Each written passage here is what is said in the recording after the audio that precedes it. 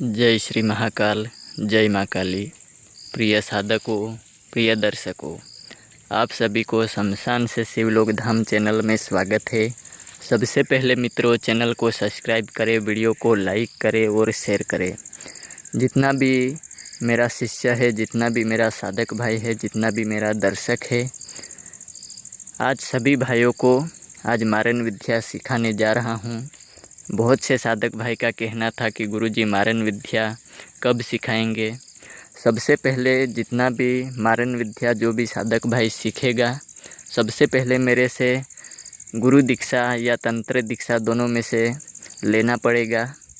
इसके बाद मेरे को वचन देना पड़ेगा कि मारन विद्या सही प्रयोग करेगा जो भी साधक भाई, और जब आवश्यकता पड़ेगा तो ही मारन विद्या चलाएगा।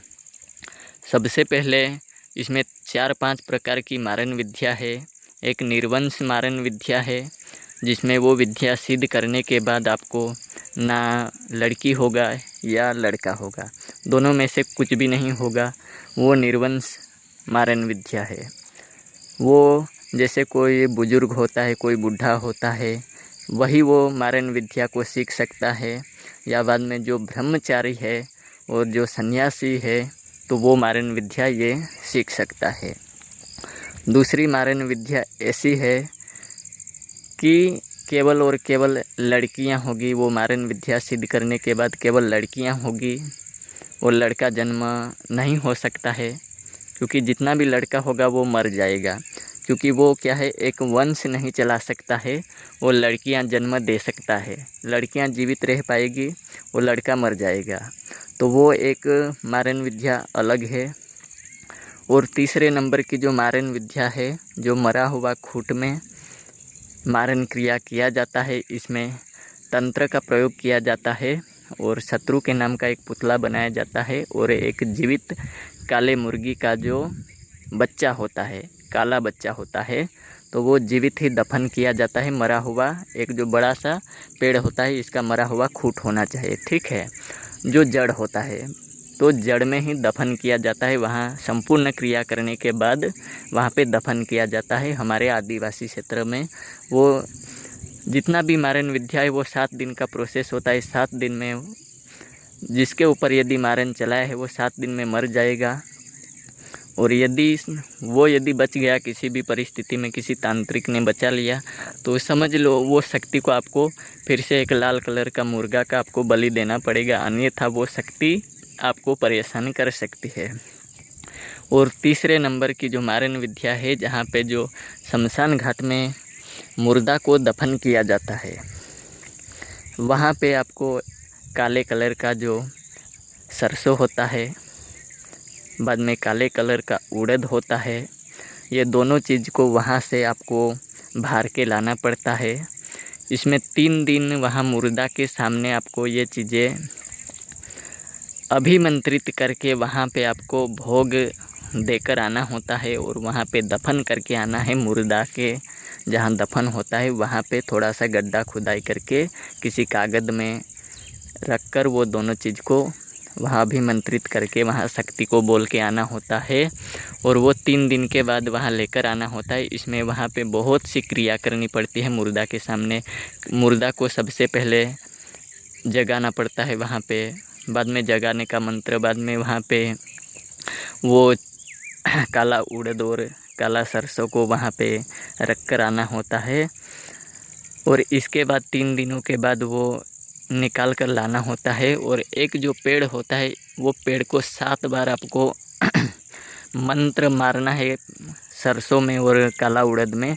इसके बाद वो जो एक पेड़ होता है हमारे ग्रामीण क्षेत्र में, इसको आपको 3 बार या 7 बार इसके गोल घूमना होता है और वो पेड़ को आपको उड़द और सरसों को मारना है।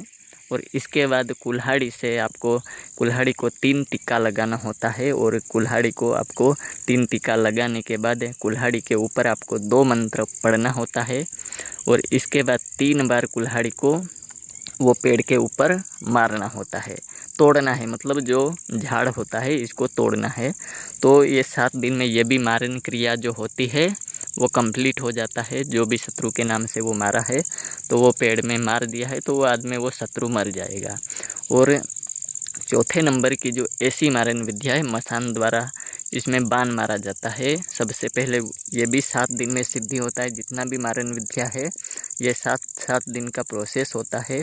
7 दिन में मारन क्रिया सिद्ध होती है। इसके बाद चलाया जाता है, डायरेक्ट नहीं चला सकते हैं। इसमें बहुत से वचन लेने होते हैं साधक से, इसके बाद मारन विद्या को सिखाया जाता है। ऐसे नहीं, आज तक मैंने मारन विद्या किसी भी साधक भाई को नहीं सिखाया है, क्योंकि हमारे ग्रामीण क्षेत्र में सबसे पहले एक गुरु शिष्य द्वारा ही ये मारन विद्या सिखाया जाता है। गुरु शिष्य को प्रदान कर सकता है और इसमें बहुत से प्रकार के वचन होते हैं। तो पहले वचन लिया जाता है, इसके बाद मारन विद्या को दिया जाता है।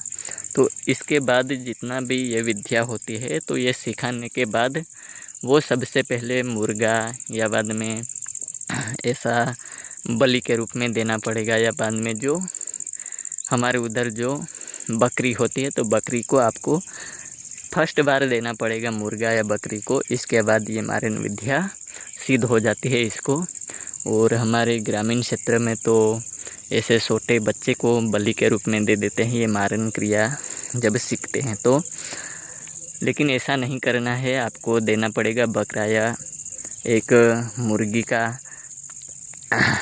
अंडा भी देते हैं हमारे उधर। लेकिन ज़्यादातर अभी काले कलर का जो अंडा फर्स्ट बार जो मुर्गी अंडा देती है तो फर्स्ट का जो अंडा होता है वही दिया जाता है मित्रों। तो इसमें ज़्यादातर मिल नहीं पाता है, तो एक काले कलर की मुर्गी का बच्चे को बलि के रूप में देते हैं। इसके बाद ये मारन विद्या सिद्ध हो जाती है।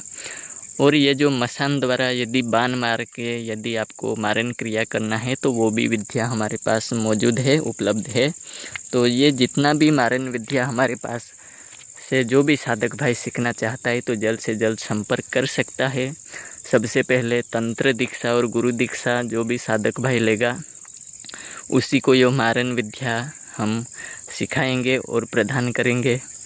इसमें 2500 रुपया ये मारन विद्या सिखाने का मेरा दक्षिण राशि है, और 700 रुपया जो इसका जो तंत्र दीक्षा और गुरु दीक्षा का दक्षिण राशि रखा है।